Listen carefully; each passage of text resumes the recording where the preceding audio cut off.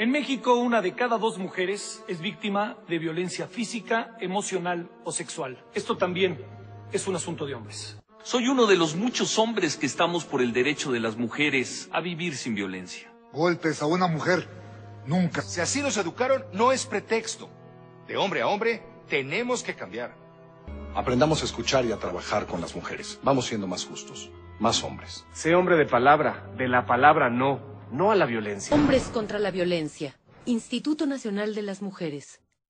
Una visión global del ser humano, pero además tiene el componente de pobreza de tiempo. Esos 3 nos da que en realidad la pobreza en nuestro país está alrededor del 80%, pero de esas cifras habla Julio.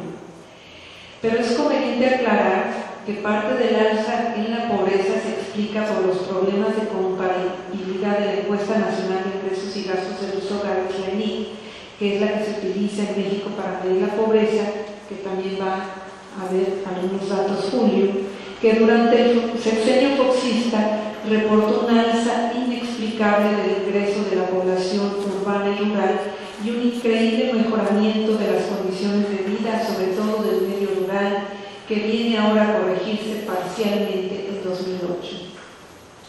Durante 2009 se vivirán los peores efectos de la crisis, pero posiblemente no llegaremos a conocer la magnitud que alcanzará la pobreza, ya que, independientemente de los problemas que puede tener la ENIC, esta se levantará hasta el tercer trimestre de 2010, cuando posiblemente la economía se encuentre en recuperación. Aún así debemos considerar que durante el primero y segundo trimestre de este año el PIB se redujo en 8.2 y 10.25 respectivamente, cifras mucho mayores que las observadas en la crisis de 1995, cuando se registró el famoso error de diciembre de 2004, que produjo una alza de la pobreza de 16.6 puntos porcentuales.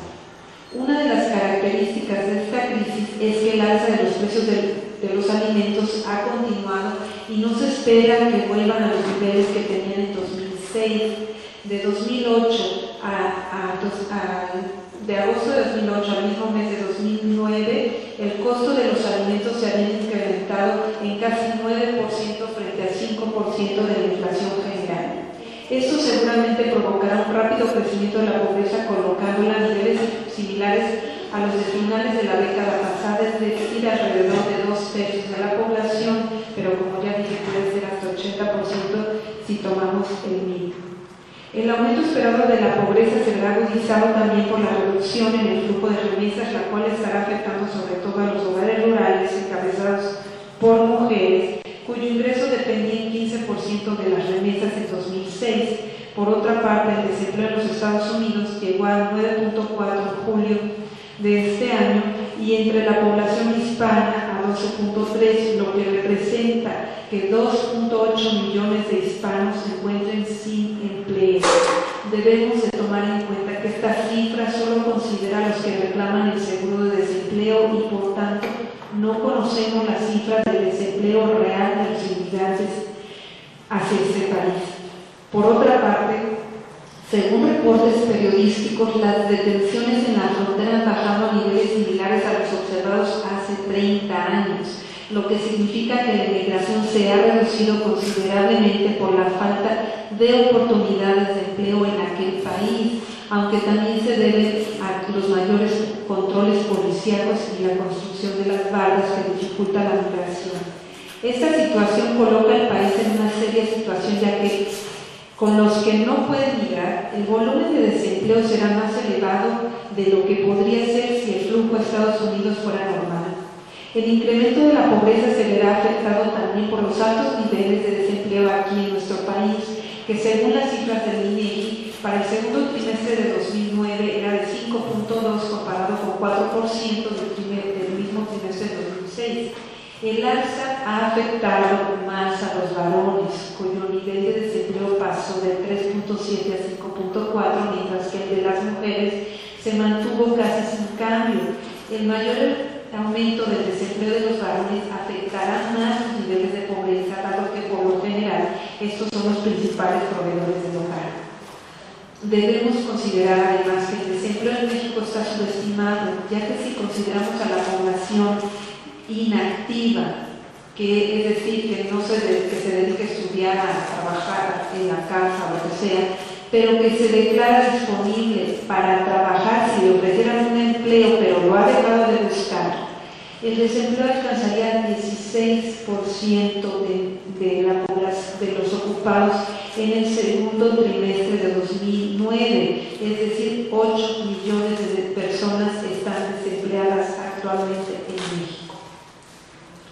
Tanto en las crisis de los 80 como en las de los 90, el mayor incremento de la pobreza se observó en las zonas urbanas debido a que en ellas el ingreso de los hogares depende más de los salarios, además de que la quiebra empresarial se concentra en estas. Lo preocupante de esta crisis es que el modelo económico desarrollado durante la era neoliberal en México es de corte exportador y con la crisis internacional la demanda de productos mexicanos se ha reducido considerablemente. En 2009, en enero de 2009, el INEGI ya había reportado una caída del 31% en las exportaciones.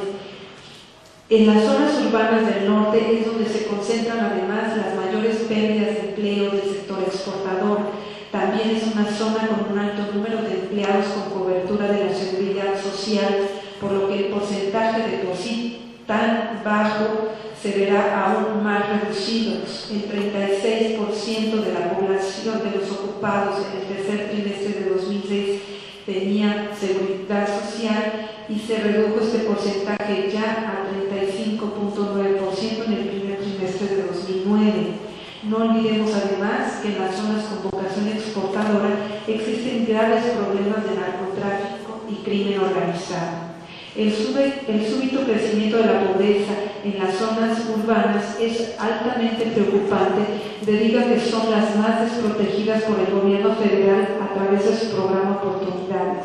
Como en las otras crisis sociales, los pobres urbanos se verán abandonados a su suerte, aunque el argumento de que ello se debe a que su pobreza no es tan grave ya no funcionará más en el discurso ante las carencias ya vividas desde antes de la crisis.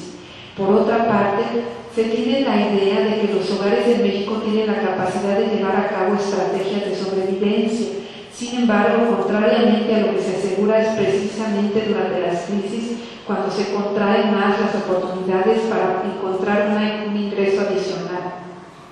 En un estudio que realicé en 16 ciudades del país, las tasas de participación estandarizadas por hogar, es decir, ajustadas por el número de horas trabajadas, se comportaban de manera procíclica, lo que significa que el esfuerzo laboral se expande al crecer la economía y viceversa.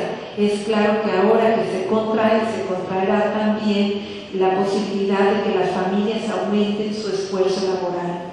No se puede negar que tales estrategias pueden presentarse a nivel micro, pero su existencia no modifica el comportamiento de la masa global laboral, la cual tiende a reducirse en periodos de crisis, teniendo consecuencias graves para el nivel de vida de los hogares, el cual se verá fuertemente deteriorado, como ya estamos viendo.